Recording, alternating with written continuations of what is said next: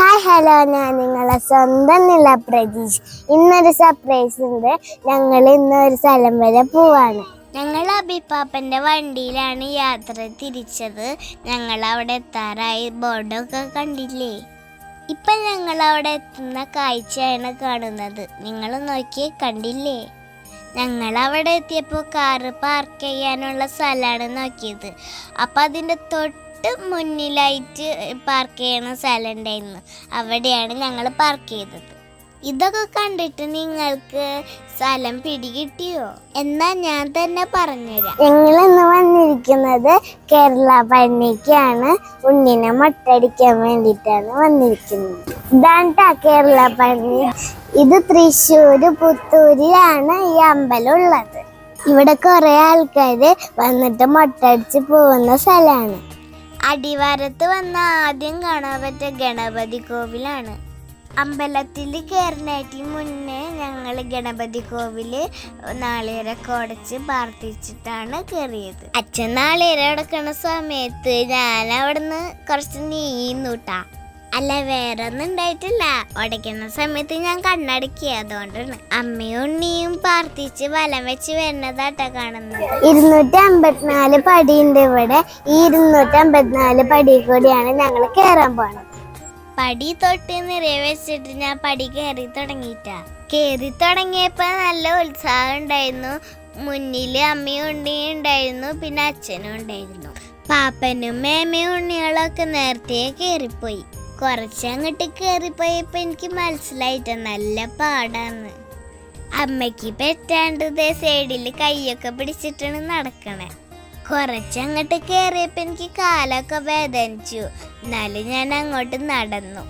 അച്ഛനും ഉണ്ണിയൊക്കെ ചിരിച്ച് സെൽഫിയൊക്കെ എടുത്തിട്ട് പതുക്കനെ കയറി വരുന്നുണ്ടായിരുന്നു. കുറേ ദൂരം മേലേക്ക് പോയപ്പോഴേ താഴോട്ട് നോക്കുമ്പോൾ നല്ല പേടിയായി തുടങ്ങി. കാരണം ഞങ്ങൾ ഒരുപാട് ദൂരത്തേക്ക് എത്തി. അതിൻ്റെ ഇടയിൽ അമ്മ നടത്തൊക്കെ നിർത്തി കുഞ്ഞപ്പനായിട്ട് കളിക്കണ്ടായിരുന്നു. അങ്ങനെ ഞങ്ങൾ 254 പടികളൊക്കെ കയറി മേലയിലെത്തി. കുറെ ബുദ്ധിമുട്ടൊക്കെ ഉണ്ടായിരുന്നു, എന്നാലും ഞാൻ പിടിച്ച് കയറി. ഞാൻ അങ്ങോട്ട് കാണിച്ചിട്ടത് നോക്കിയേ. മേലേക്ക് ചെന്ന് കഴിഞ്ഞാൽ നേരെ കാണുന്നത് വഴിപാട് ചെയ്യുന്ന കൗണ്ടറാണ്. തല മുണ്ടനം ചെയ്യാൻ വരുന്നവർ ഈ കൗണ്ടറിൽ പോയിട്ട് ചീട്ടെടുക്കണം. തല മുണ്ടനം ചെയ്യാൻ വേണ്ടിയിട്ട് 500 രൂപ താഴെ വരുന്നുള്ളൂ. കണ്ട ഉണ്ണിയുടെ മൊട്ടടിക്കുന്ന കണ്ട. കുഞ്ഞപ്പന്റെ മൊട്ടടിച്ച് കഴിഞ്ഞു. അത് കണ്ടപ്പോ അവൻ നന്നായി കരഞ്ഞു. അത് കണ്ടപ്പോ എനിക്ക് നല്ല വിഷമായി. എന്നാലും സാരില്ല. ഇവിടെ നിന്നാലേ തൃശ്ശൂരിന്റെ എല്ലാ ഭാഗവും കാണാൻ പറ്റും. സത്യത്തിൽ ഇവിടുന്ന് നോക്കുമ്പോൾ നല്ല പേടിയാവുണ്ട്. കാരണം ഈ തെങ്ങും വീടുകളൊക്കെ എത്ര ചെറുതായിട്ടാണ് കാണുന്നത്. ആ വഴിപാട് ചീട്ട് തൊട്ടപ്പുറത്തുള്ള ഒരു കൗണ്ടറിൽ കാണിച്ചു കഴിഞ്ഞാൽ അവർ നമുക്കൊരു തട്ട് തരും. കണ്ടാ കുഞ്ഞപ്പന്റെ മൊട്ടക്കടിച്ചത്? ആ തട്ടില് വഴിപാടിന് വേണ്ടിയിട്ടുള്ള എല്ലാ സാധനങ്ങളും ഉണ്ടാവും. കൂടെ വേലും ഉണ്ടാവും. കുഞ്ഞപ്പന്റെ കരച്ചിൽ മാറാൻ വേണ്ടിയിട്ട് ഞാൻ വേൽ കൊടുത്തു. അവന് സന്തോഷായി. ഇവിടെ പ്രസാദം ഇട്ടുണ്ട്. അപ്പൊ ഞങ്ങൾ ഇവിടേക്ക് കയറി. ഞങ്ങൾ ചെന്ന ദിവസം പ്രതിഷ്ഠ ദിനമായിരുന്നു. അപ്പൊ സമയമുള്ള കാരണം അവർ ഞങ്ങളോട് പറഞ്ഞു അന്നദാനം കഴിഞ്ഞിട്ട് വന്നാൽ മതിയെന്ന്. അന്നദാനമൊക്കെ കഴിഞ്ഞിട്ട് ഞങ്ങൾ അമ്പലമൊക്കെ ചുറ്റി നടന്ന് കണ്ടു. എന്തൊരു ഭംഗിയ അമ്പലം കാണാൻ. ഞാൻ അതിന്റെ ഫുള്ള് കാണിച്ചു തരാം. ആ അമ്പലത്തിന്റെ മുന്നിൽ ഒരു വലിയൊരു ആലുണ്ട്. അതാണ് ഈ കാണുന്നത്. ഈ മുരുകക്ഷേത്രം നിൽക്കുന്നത് വലിയൊരു കുന്നിന്റെ മുകളിലാ. നടന്ന് വരാൻ ബുദ്ധിമുട്ടുള്ളവർക്ക് വണ്ടിയായിട്ട് വരാനുള്ള സൗകര്യമുണ്ട്. എൻ്റെ ഉണ്ണി വേൽ പിടിച്ച് നിൽക്കണമെങ്കിൽ അവൻ ഫുൾ ഹാപ്പിയാ. കുറച്ച് കഴിഞ്ഞപ്പോൾ വഴിപാട് ചെയ്യാൻ വേണ്ടിയിട്ട് ശാന്തി വന്നു.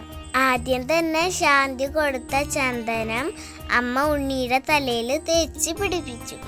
അത് കാണാൻ നല്ല ചന്തണ്ടായിരുന്നു.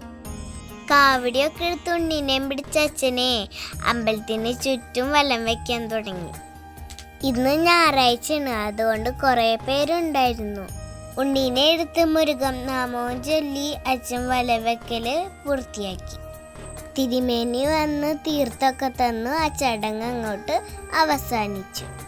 അമ്പലത്തിന്റെ പണി മുഴുവനായിട്ടൊന്നും കഴിഞ്ഞിട്ടൊന്നുമില്ല, എന്നാലും കുറച്ചൊക്കെ നടന്നുകൊണ്ടിരിക്കുന്നുണ്ട്. അമ്പലത്തിന്റെ ഗോപുരം കണ്ട് അതിശയിച്ചു പോകും നമ്മള്.